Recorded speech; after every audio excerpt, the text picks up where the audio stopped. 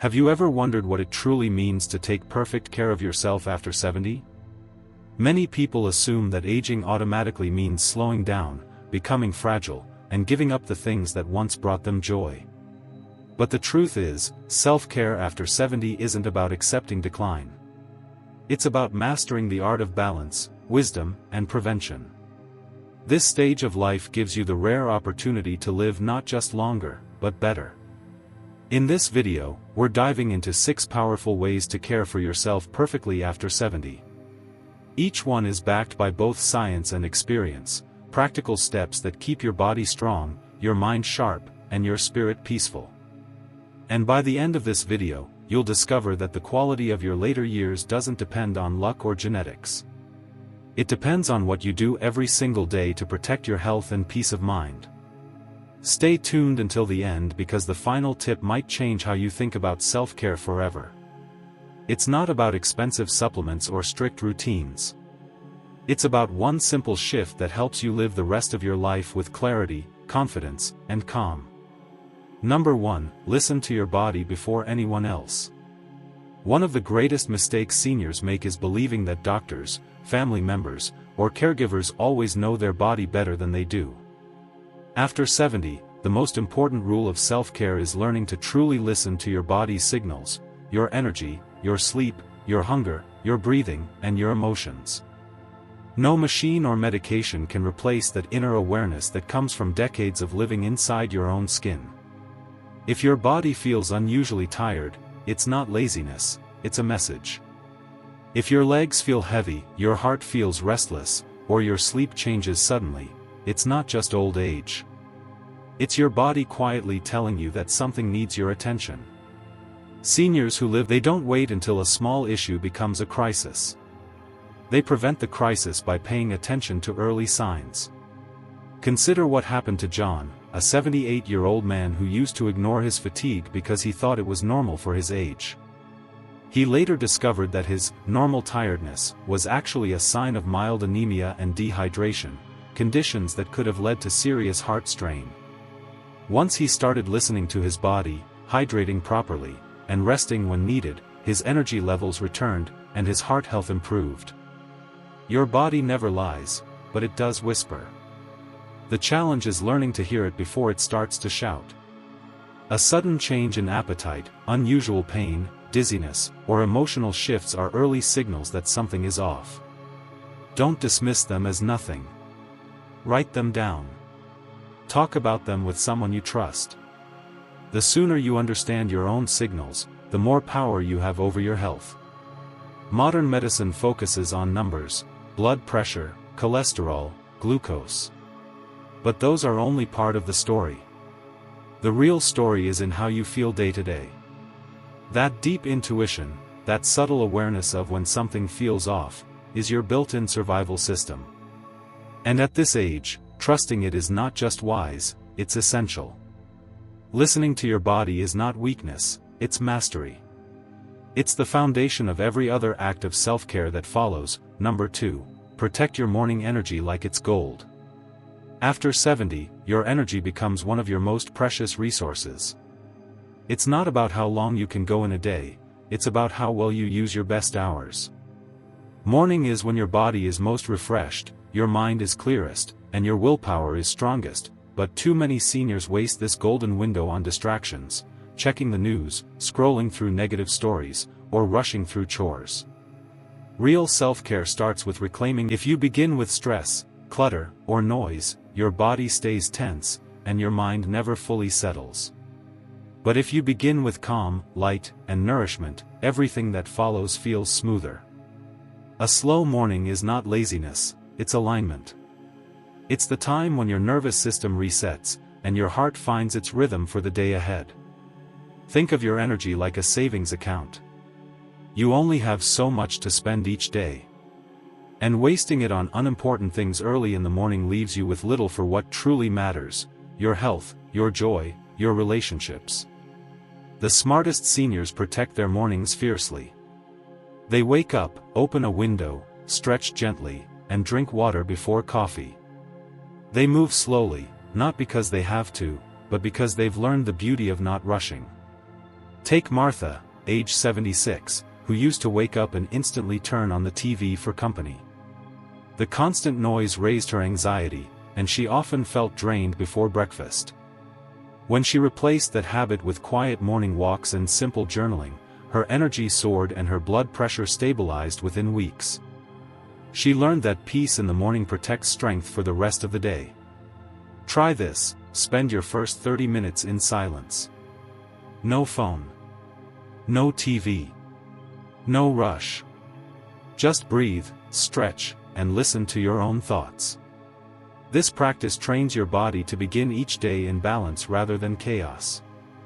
The way you greet the morning is how your body will treat the rest of your day. If you're still watching this video and finding these insights valuable, please comment number 2 below to let me know you're here. And if you haven't subscribed yet, I recommend you subscribe and turn on the bell so you don't miss any videos. Your support helps us continue creating good content to inform and inspire you. Now, let's move forward. It should be about keeping your body alive, flexible, and connected to the rhythm of life. Too many people treat movement like a chore, forcing themselves into routines that hurt their joints or drain their energy. But when done with intention, becomes one of the purest forms of self-care. It nourishes both body and mind. Gentle consistency matters far more than intensity. Even short bursts of movement, walking in sunlight, stretching your shoulders, or practicing balance while brushing your teeth, build strength and confidence. The key is to move every day, but always in ways that feel kind to your body. Movement should never leave you gasping or in pain. Instead, it should leave you refreshed, grounded, and grateful. Research continues to show that seniors who stay physically active live longer and have sharper minds. Movement improves blood circulation, enhances sleep quality, and boosts the release of hormones that keep your brain young. But beyond science, movement is also emotional. It reminds you that you are still capable, still in control, still fully alive. Let's take Bill, age 81. He used to think exercise meant running or lifting weights, so he gave up altogether. But when he began 20 minutes of slow Tai Chi in the mornings and light gardening in the afternoon, his knees stopped aching, his posture improved, and he felt balanced for the first time in years. He realized that real movement doesn't punish, it heals. The simplest motion, like walking barefoot in your yard or lifting your arms slowly toward the sky, reconnects you with your body's natural rhythm.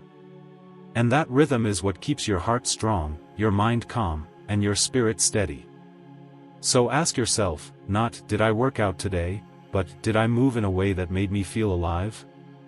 Because movement after 70 is not about pushing limits.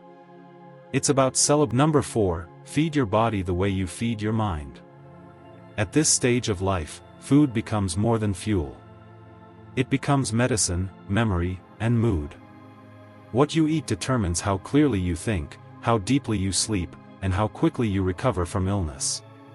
Yet, many seniors eat out of habit, not awareness. They keep the same diet they had in their 40s or 50s, even though their metabolism, digestion, and nutrient absorption have changed completely. After 70, your body doesn't need more food. It needs better food. Meals should be lighter, richer in color, and filled with nutrients that heal. Think fresh vegetables, clean proteins like fish or eggs, healthy fats from olive oil or avocados, and plenty of water. Cut down on processed foods, refined sugars, and excessive salt, not because you're on a diet, but because your heart, brain, and kidneys can't process those the way they once could. But this isn't about restriction. It's about nourishment. The goal is to eat in a way that makes you feel vibrant instead of heavy. Seniors who thrive are those who view every meal as a small act of gratitude, not a task to check off. They eat slowly, savor each bite, and stop before they feel stuffed. This mindful approach helps digestion, balances blood sugar, and lowers inflammation naturally. Consider Linda, age 82, who used to eat large dinners out of habit, often feeling bloated afterward. When she began eating her biggest meal at lunch instead and kept dinner light, a soup, salad, or simple bowl of oatmeal, her sleep improved, her blood pressure dropped, and she stopped waking up groggy. Her body wasn't fighting food all night. It was finally resting. Hydration is equally important. Dehydration can mimic symptoms of fatigue, dizziness. Herbal teas, warm water with lemon, or light broths can help maintain hydration without burdening digestion. Remember, your body has carried you through a lifetime of experiences. Feeding it well is not an indulgence, it's respect. Food is how you thank your body for everything it's done and everything it still allows you to do. Each meal is a quiet promise to yourself to keep living with strength, clarity, and care. If you're still watching this video and finding these insights valuable, please comment number 4 below to let me know you're here. And if you haven't subscribed yet, I recommend you subscribe and turn on the bell so you don't miss any videos. Your support helps us continue creating good content to inform and inspire you. Now, let's move forward. Number 5, keep your mind curious and your heart open. Self-care isn't only about your body. It's just as much about keeping your mind alive and your heart engaged. After 70, your world can slowly start to shrink if you let it. Fewer social connections, less stimulation, and a sense that there's nothing new to look forward to. But the truth is, curiosity keeps you young. The moment you stop learning, your brain begins to slow. But the moment you ask questions again, your neurons wake up like old friends coming back to life. Aging well isn't about staying busy. It's about staying interested, reading a few pages of a book, watching a documentary that makes you think, or learning a new hobby like painting or digital photography. All of these awaken dormant parts of your brain. Every new experience strengthens memory, improves mood, and builds resilience against cognitive decline. Equally important is emotional openness. Seniors who isolate themselves often lose not just their social life, but their sense of purpose. The happiest older adults stay connected. They share stories, laugh with friends, volunteer, or mentor younger people, and the spirit at peace. You don't have to be the loudest person in the room. You just have to stay engaged with life. Let's take an example. Harold, age 79, once said he felt invisible after retiring. But when he began tutoring local children in reading, something in him reignited.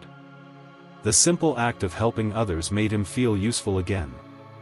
His blood pressure improved. His memory sharpened, and his laughter returned. That's the power of curiosity and compassion. They heal the mind faster than any medicine. The brain thrives on novelty. It doesn't care if you're 30 or 90. It just needs stimulation. Challenge yourself to do something new every week, no matter how small. Learn to cook a different meal, try a new walking route, or have a deep conversation with someone younger than you. Each new experience is like oxygen for the brain and nourishment for the soul. And when you combine curiosity with kindness, something profound happens. You stop feeling old. You stop measuring time in years and start measuring it in moments of wonder.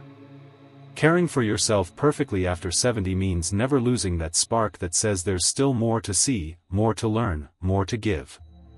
Because as long as that spark is alive, so are you. Number 6, rest deeply and protect your peace. After 70, rest is no longer optional. It's sacred. Your body repairs itself only when you're still. Your mind clears itself only when you're calm. And your heart regains its rhythm only when you give it silence. Yet so many seniors confuse rest with inactivity. They sit all day but never truly rest. Real rest isn't just lying down. It's intentionally creating moments when your nervous system can breathe, when your thoughts slow down, and when your body feels safe. Lower the room temperature and keep all electronics away from your nightstand. The body loves rhythm, and going to bed at the same time every night trains your brain to release the hormones that guide you into restorative sleep. During the day, give yourself permission to pause. Take a nap if you need to.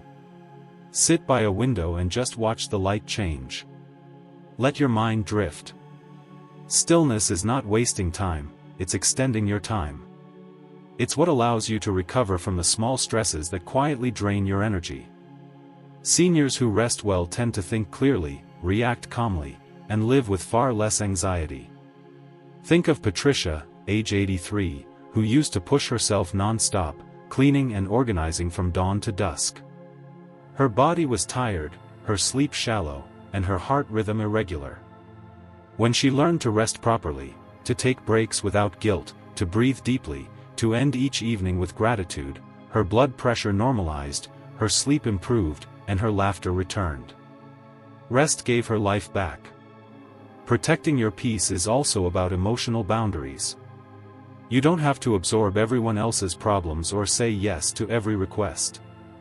It's okay to prioritize your comfort and calm. In fact, it's necessary. The older you get, the more sensitive your nervous system becomes to stress. Too much noise, too many obligations, or too much negativity can physically weaken your immune system. Guard your peace like you guard your health. They are one and the same. True self-care is not about doing more. It's about doing less, but with deeper intention. When you rest deeply and live calmly, your body listens, your heart softens, your mind clears, and your spirit becomes light again. If you're still watching this video and finding these insights valuable, please comment number 6 below to let me know you're here. And if you haven't subscribed yet, I recommend you subscribe and turn on the to inform and inspire you. Now, let's move forward. Final thoughts. Caring for yourself perfectly after 70 isn't about chasing perfection. It's about building peace, strength, and self-respect into the fabric of your days. The small things you do, the quiet choices you make, and the gentle habits you nurture all come together to shape how you age. It's not the big changes that matter most. It's the consistent ones that tell your body and mind, I still matter, and I'm worth caring for. The truth is, aging is not a decline, it's a refinement. You've spent decades learning what drains you and what restores you. Who deserves your time and who doesn't? What makes your heart race and what makes it rest? Self-care